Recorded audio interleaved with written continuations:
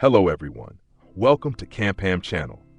In modern life, everyone desires financial freedom, no longer being constrained by the monthly salary. But have you ever wondered, why are there people who work 8 hours a day, just as hardworking and diligent as everyone else, yet their assets keep increasing while many others still struggle, even drowning in debt? The answer lies in how we perceive and use money. Many people spend their whole lives just working to earn money, then spending all of it, repeating the cycle over and over again. But the rich think completely differently. They learn how to make money work for them, turning small amounts of money into tools that create multiple streams of income. In today's video, we will explore the important lessons from Volume 2 of the Rich Dad, Poor Dad series by Robert Kiyosaki. This is not just a book about money, but also a compass to help us change our financial mindset and the path to wealth. You will see that the difference between the rich and the poor does not lie in the number of working hours, but in how they manage assets, control risks, and leverage capital. Let's dive deeper into the core mindsets that Volume 2 wants to convey so that you can begin your own journey towards financial freedom. In Volume 2 of the Rich Dad, Poor Dad series, Robert Kiyosaki emphasizes a very important mindset. Don't just work for money, learn how to make money work for you. This is the biggest difference between the rich and the poor. Let's analyze more deeply. Most people are taught from a young age, study well, get a stable job, then work hard to earn a salary. After that, the money earned is mainly used for living expenses, shopping, and paying debts. At the end of the month, the account is almost empty, and they go back into the money-earning loop again. That is the endless cycle that Robert calls the rat race. In contrast, the rich have a different way of thinking. They also work, but not just to exchange time for money. They work to learn skills, to create opportunities, and to accumulate their first sums of money. Then, instead of spending it all, they invest it into income-generating assets, things that can create passive income such as real estate, stocks, businesses, or royalties. These investments gradually generate more cash flow, helping them no longer be entirely dependent on daily jobs. Robert Kiyosaki also points out, saving alone is not enough. Many people think that if they save a lot, one day they will be rich.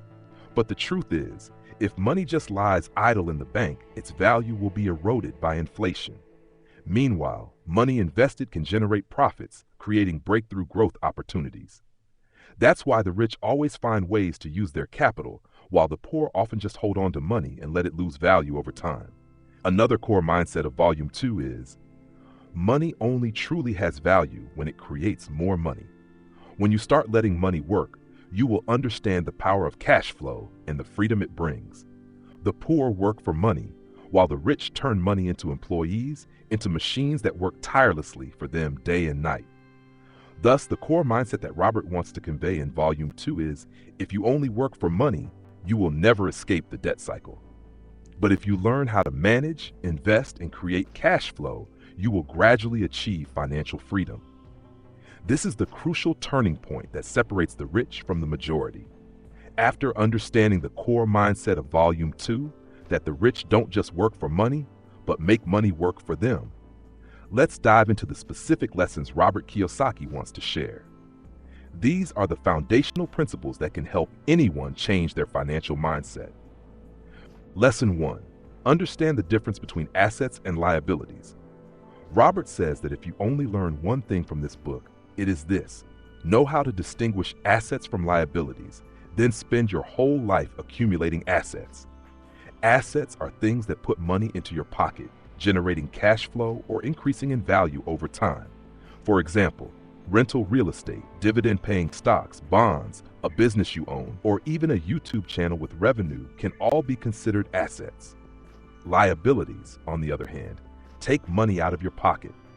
An expensive car you pay installments for, a residential house with a monthly mortgage burden, or a credit card for reckless spending, all of these are liabilities.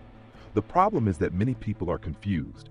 They think a house to live in is an asset, but in reality it doesn't generate cash flow, only costs for maintenance, mortgage, and taxes. The poor and middle class often focus on buying liabilities, thinking they are getting richer, but in fact, they are gradually draining their resources.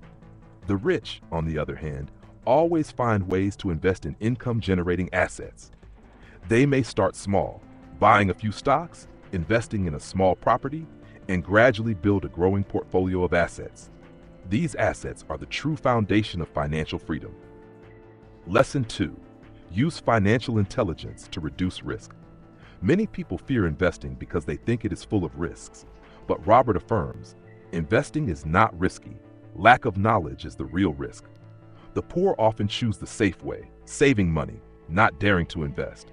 They keep money in the bank, but fail to realize that inflation silently erodes the value of money every year. In fact, that is the biggest risk. You think you are safe, but your money is losing value over time. The rich are different. They accept that risk always exists, but they learn how to manage risk instead of avoiding it.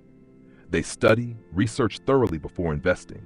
They build knowledge about finance, law, business, and use it to minimize risks. When an investment fails, they see it as tuition fees to grow wiser. Robert once said, "Successful people are those who fail more often than others, because with every failure, they learn something new and get closer to success." Meanwhile, those who fear failure never dare to step outside their comfort zone and thus never get the chance to succeed. Lesson 3. The power of leverage. One of the keys for the rich to grow assets quickly is leverage.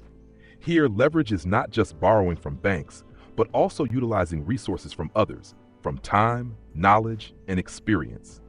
The rich understand they cannot do everything alone. They use other people's money, knowledge, and even effort to create greater value. Examples: a real estate investor may borrow 70% of a house's value from a bank, put in 30% of their own capital, then rent out the house for more than the cost of interest and depreciation. With a small amount of capital, they own a large asset and earn cash flow. An entrepreneur doesn't need to be good at everything. They hire people better than them, build a system, then use that system to create profit. The poor often fear debt. They think debt is a burden. But Robert clearly distinguishes there is bad debt and good debt.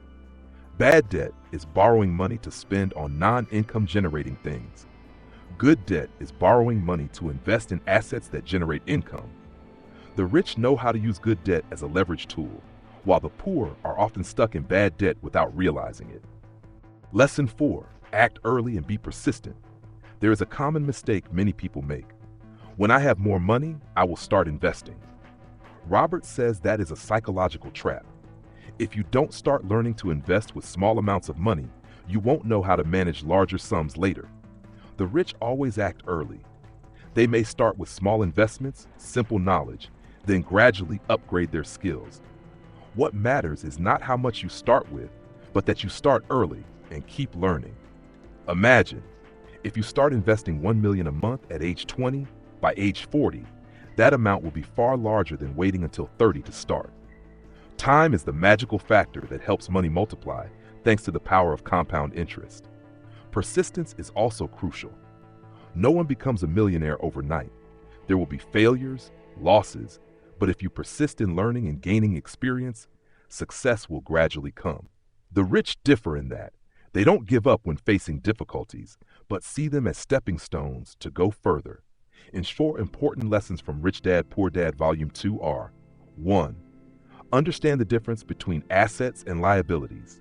2. Use financial intelligence to reduce risk. 3. Know how to harness the power of leverage. 4. Act early and persistently pursue goals. These principles may sound simple, but if you truly apply them, they will completely transform your financial life. Remember, financial freedom does not come from how hard you work, but from how smart you are in managing and using money. After learning about the core lessons in Rich Dad, Poor Dad Volume 2, many of you may ask, so how can I apply this knowledge in daily life? How can I start from a small amount and still create big change in the future? Robert Kiyosaki always emphasizes that knowledge only has value when applied. If you only listen, read, then leave it aside, everything will fade quickly. Therefore, the most important thing after understanding the lessons from the book is to take action immediately. First, you can start by recording and categorizing personal expenses. Clearly list where your money goes each month, which expenses are necessary, which are wasteful. From there, you will realize you are spending more on liabilities than assets. Once you see this picture clearly, you can adjust and start shifting part of your cash flow towards accumulating assets. Next, start learning and making small investments. You don't need hundreds of millions or billions to invest. Today, with just a few $100,000, you can try buying a stock, joining a mutual fund, or even creating a YouTube channel or personal blog to generate passive income in the future. What matters is that you dare to start, and through real experience, you will learn much faster than just theory. Additionally, invest in yourself. A skills course, an investment book, or conversations with experienced people are all intangible assets. They may not pay off immediately, but they will give you enough knowledge and confidence to step into bigger opportunities later. Remember, the financial journey is not a short road. You don't need to change everything in one day. Just by setting aside part of your income each month to invest in assets, accumulate knowledge, and experiment, after a few years, the results will be very different. The most important thing is to start today. Don't wait until you have more money, because if you don't know how to manage 1 million, you won't know how to manage 100 million. Turn even the smallest money into employees working for you, so that one day you will no longer worry about money, but instead live a free life, true to your dreams. Thus, through today's video, we can see that Rich Dad Poor Dad Volume 2 is not just a book about making money, but a roadmap to change our financial mindset and perception of money. Robert Kiyosaki wants to emphasize, the rich don't work just for money. They know how to turn money into a tool, into employees that bring greater value.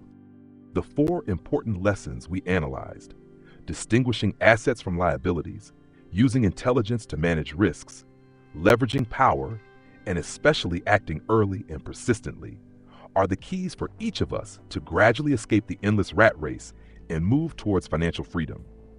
Remember, the difference does not lie in your starting point, but in how you use the money you have. Whether you start with 1 million, 10 million, or 100 million, the most important thing is whether you dare to start, dare to learn, and persist in letting money work for you. If you find the lessons from this book useful, don't forget to apply at least one small thing in your daily life. It could be cutting an unnecessary expense or investing in yourself by reading another finance book. These small actions will accumulate into big results in the future. Thank you for watching today's video on CAMPHAM Channel. If you find this content valuable, please hit like, share so that more people know about it, and don't forget to subscribe to the channel to stay updated with other great and useful book summaries. See you again in the next videos.